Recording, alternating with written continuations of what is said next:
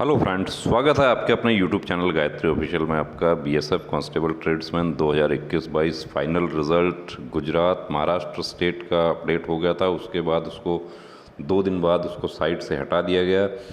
अभी कल फिर अपडेट हुआ है, तो उसके बारे में हम बात करेंगे। देखिए, साइट से क्यों हटाया है तो उसमें कुछ वजह रही होगी, लेकिन रिज़ल्ट्स आपके आने स्टार्ट हो गए हैं। अभी एक और रिज़ल्ट का अपडेट आ रहा है, तो वो है final result for selection to the various trades in the post of constable tradesman examination in BSF 2021-22 BSF Academy taken पर on the basis of advertisement dated 24th Jan 2022 for the various trades in the post of constable tradesman in BSF notified in the employment news and BSF official website. The following candidates are selected in merit and declared provisionally successful for appointment to various trades in the post of constable tradesman as mentioned below. तो ये किस state का है, कहाँ से जारी हुआ है? तो अकेडमी टेकनपुर जो है वो उत्तराखंड स्टेट के लिए रिक्रूटिंग अथॉरिटी है, और उत्तराखंड का ये रिज़ल्ट आप देख सकते हैं। कुक का टोटल 8 पोस्ट है। कितने कैंडिडेट सेलेक्ट हुए हैं? 8 के 8 सेलेक्ट हो गए हैं। वाटर कैरियर का टोटल 4 पोस्ट है, और जिसमें कितने कैंडिडेट सेलेक्ट हुए हैं? 3 ही कैंडिडेट सेलेक्ट हुए हैं। क्यों 3 ही हुए हैं? तो ये देखिए, इसकी वजह ये है कि no candidate qualified under the category of OBC.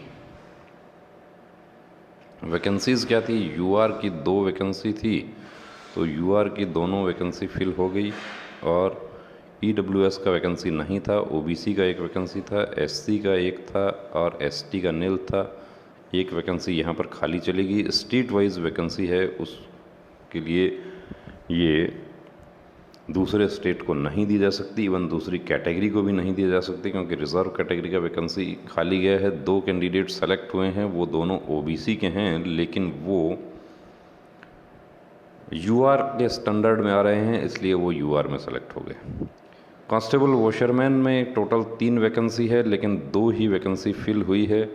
इसका वजह क्या है? इसका वजह ये है कि एससी कैटेगरी में कोई भी कैंडिडेट क्वालिफाई नहीं हुआ, और एक कैंडिडेट एससी कैटेगरी में क्वालिफाई हुए, तो वो यूआर में चले गए। अब ये देखिए, मेडिकल किस लेवल का हुआ होगा वहाँ पे, जो कैंडिडेट्स उपस्थित हुए हैं उनको बेहतर पता है। यूआर का एक वैकेंसी है बार्बर का, जो कि ओबीसी कैंडिडेट यूआर स्टैंडर्ड में आ रहे हैं, तो उन्होंने वो वैकेंसी फिल कर दिया। कांस्टेबल स्वीपर की यदि हम बात करते हैं तो टोटल 5 वैकेंसी है, जो कि 5 के 5 फिल हो गई है। और कांस्टेबल कॉबलर का 1 वैकेंसी है, 1 वैकेंसी फिल हो गया है। Merit of candidates qualified in all stages of examination has been prepared on the basis of marks secured by them in written examination. केवल लिखित परीक्षा के आधार पर आपकी मेरिट बनी है, ऐसा कुछ कैंडिडेट्स ने जानना चाहा था कि क्या ट्रेड के भी कोई मार्क्स हैं। ट्रेड का कोई मार्क्स नहीं है। और दूसरा इसमें कि जो हायर मार्क्स जिसका एज ज़्यादा है उनको प्रेफरेंस दिया जाता है, लेकिन यहाँ पर कहीं ये नहीं बताया गया। ये बीएसएफ की तरफ से जिसको कहते हैं कि क्यों सीक्रेसी रखी जाती है, इस सीक्रेसी को कोई आरटीआई लगाने से या किसी प्रकार की कोई जानकारी नहीं दी जाती है कि फाइनल सिलेक्शन कितने मार्क्स पे हुआ, इसके बारे में कोई जानकारी नहीं है। बस हमारे देश में यूपीएससी की भर्ती होती है, उसमें फाइनल सिलेक्शन कितने नंबर पे हुआ, सेलेक्ट होने वाले और सेलेक्ट ना होने वाले कैंडिडेट्स को कितने कितने मार्क्स मिले, ये सब कुछ बताया जाता है। सब कुछ पारदर्शी है।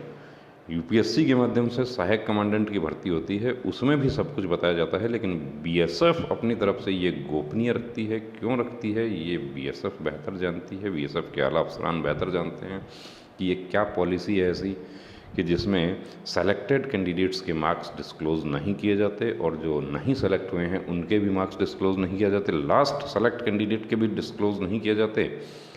तो अपेक्षा की जा रही थी कि फ्राइडे तक सभी स्टेट के रिज़ल्ट अपडेट हो जाएंगे, लेकिन सभी के तो नहीं हुए। एक उत्तराखंड स्टेट का अपडेट हो गया है, और भी स्टेट के कुछ स्टेट के आज अपडेट होने की संभावना है, और नेक्स्ट वीक ऐसा माना जा रहा है कि ऑलमोस्ट सभी स्टेट के रिज़ल्ट्स अपडेट हो जाएंगे।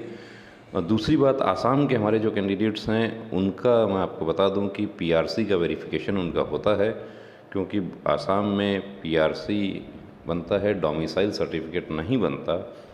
तो फाइनल रिज़ल्ट से पहले उनका पीआरसी वेरिफिकेशन का प्रोसेस जो है उसके बारे में कुछ कैंडिडेट्स ने जानना चाहा था कि एसपी ऑफिस से या पुलिस स्टेशन से उनके पास में उनको बुलाया गया तो क्या वो न्यूज़ सही है? वो बिल्कुल सही है।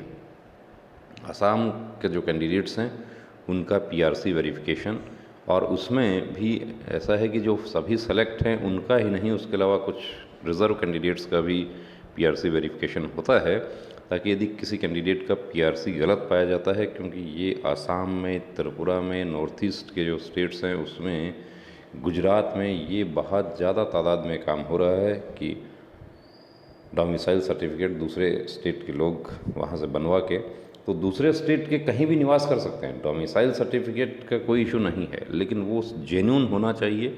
वो जेन्युइन है या नहीं है उसका वेरिफिकेशन असम में पहले हो जाता है, तो वो भी साथ साथ चल रहा है।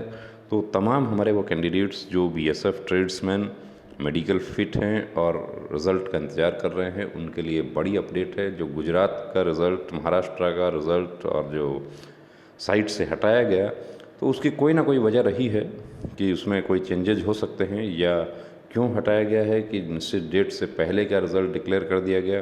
कुछ कैंडिडेट्स ने कहा कि उन्होंने वहाँ बात किया था तो वहाँ पर ये कहा कि साइट पर ज़्यादा लोड हो गया है इसलिए उसको हटा दिया गया। ऐसा कुछ नहीं है, साइट पर कोई लोड नहीं होता है। साइट पर कितना भी अपलोड कर दें, कोई लोड नहीं है, कोई वजह दूसरी है। तो उसका जैसे ही कोई अपडेट मिलेगा आपके लिए लेकर हाजिर होंगे। तब तक के लिए बने रहिए चैनल के साथ। और तमाम वो कैंडिडेट्स जो उत्तराखंड स्टेट से सेलेक्ट हुए हैं, प्रहरी परिवार का सदस्य बनने पर उनको बहुत बहुत बधाई और उज्जवल भविष्य की शुभकामनाएं। जय हिंद।